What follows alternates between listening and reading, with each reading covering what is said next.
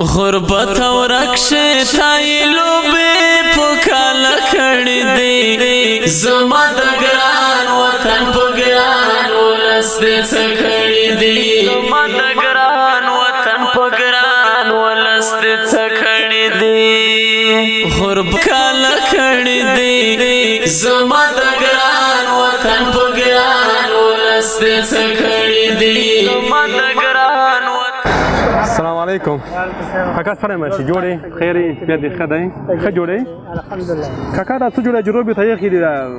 دا خو سرګې د غریبي دې کېږي ولا خو ګزاره دو چې پوتې شي پنځه پیپ کېږي تا هو او ډېره ګزاره نه کېږي فامیل کې څه نفر یې فامیل ونه نفره سرپرست ته یې او خیر به زادرونه کړه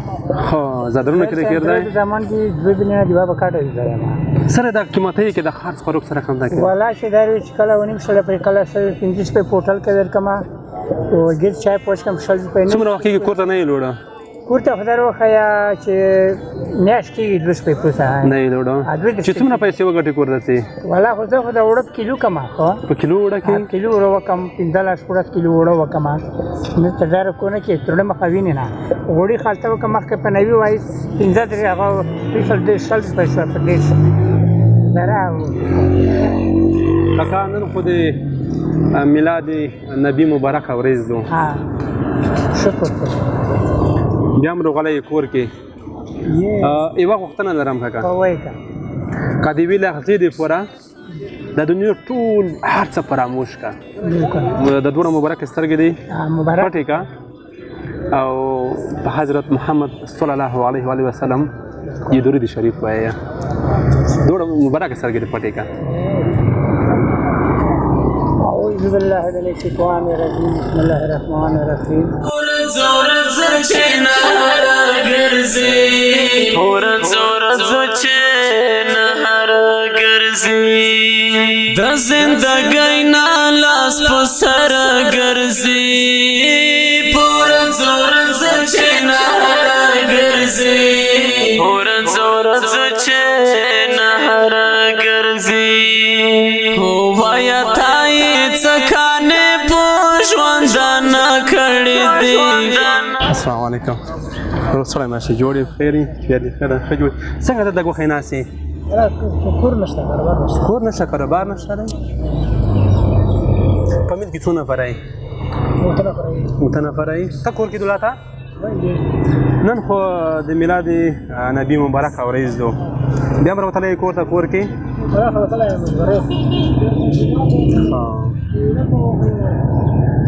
یوه غوښتنه لرمه که د یوې لحظې دپاره د دنیا مکمل هر څه فراموش کا دا دوړه مبارکه سترګې دې پټې کا او په پیغمبر صلی الله علیه وسلم باندې درود شریف وایه څنګه ګیله دا زمانې ونکړي چې یو اختر ته هم جامې ونکړي چې یو اختر ته هم جامې السلام علیکم بھائی صاحب سره ماشي جوړې بیا دې ښه دی ژوند په خیر دی ښه جوړې سر د کاروبار سرګې دی ولا کاروبار کوي کله نه خوند بيخي ولا کوي خوند نشته بيخي کاروبار خوند نشته فامیل کې څو نفر یې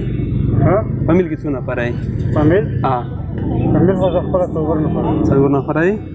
دا چې نن د میلاد نبی مبارک ورځ ده بیا هم راوتلی کور کې څنګه کې مشکل نو کاکا یوه غوښتنه لرمه که د یوې لحظې دپاره دغه دنیا ټول کارونه به هیر کړي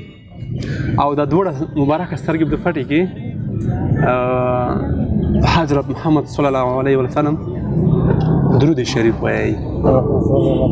سترګې به نه غړوي خو نانو لیکړه وخت فریاد د غریبانو لیکړه په ناس د وګو افغانانو لیکړه په ناس د وګو افغانانو لیکړه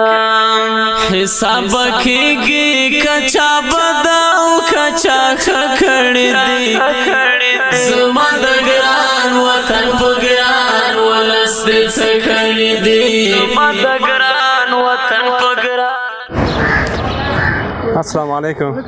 حاجي سره مې جوړې خیرې سره د کاروبار سره دی والله خان مازال نشته مخکې 340 جوړول شي 20 یا 15 یا 15 دنه اضافه ډېر نه جوړېږي قیمتي ډېره شو والله فامیل کې څو نفر یې دغه وو تکسل یو دا چې نن د میلاد نبی مبارک ورځ بیا هم راوتلی کور کې یې بیا وتلی یم ته نه زیبا وختونه لرم که د یوې لحظې دپاره جوړه سترګې پټې کړي د دنیا ټول دردونه او مشکلات هیر کړي او په محمد صلی الله علیه وسلم باندې درود شریف وایي د وږي خېټې ګیلې وکړې د لاس تڼاکو یې لاسونو کې اوبه کړې دي زما د ګران وطن په ګران ولس دې څه کړي دي زما د ګران وطن په ګران ولس دې څه کړي دي. السلام علیکم ورحمت الله وبرکاته. قدرمن لیدونکو تاسو به د مونږ بیچاره ولس لیدلی وي چې په ډېرو ستونزو او مشکلاتو کې وو. یو خوا نه په هیواد کې د خوراکي توکو بیې لوړې شوي دي او د بلې خوا کار نشته. ومو غوښتل چې دوی دغه د میلاد نبی مبارکه ورځ باندې خوشحاله کړو په کوم امید چې دوی د کور نه راوتلي دي تر څو موږ دوی ته داسې یو خوشحالي ورکړو چې دوی حیرانه کړو. نو الحمدلله موږ وتوانېدلو چې دوی ته خوشحالي ورکړو. دوی ټولو ته موږ 15,000 نغدې افغانۍ ورکړلې تر څو خپل فامیل لپاره خوراکي توکي او شیان واخلي تر څو دغه یو میاشت د دوی خوشحاله تېره شي. دغه وه د نن ورځې خپرونه تر بله داسې خپرونه چې بیا ستاسې په درانه خدمت کې حاضرېږو. تر هغې درنه اجازه غواړو. خدای په امان. زما د ګران وطن په ګران ولس دې څه کړي دي غربت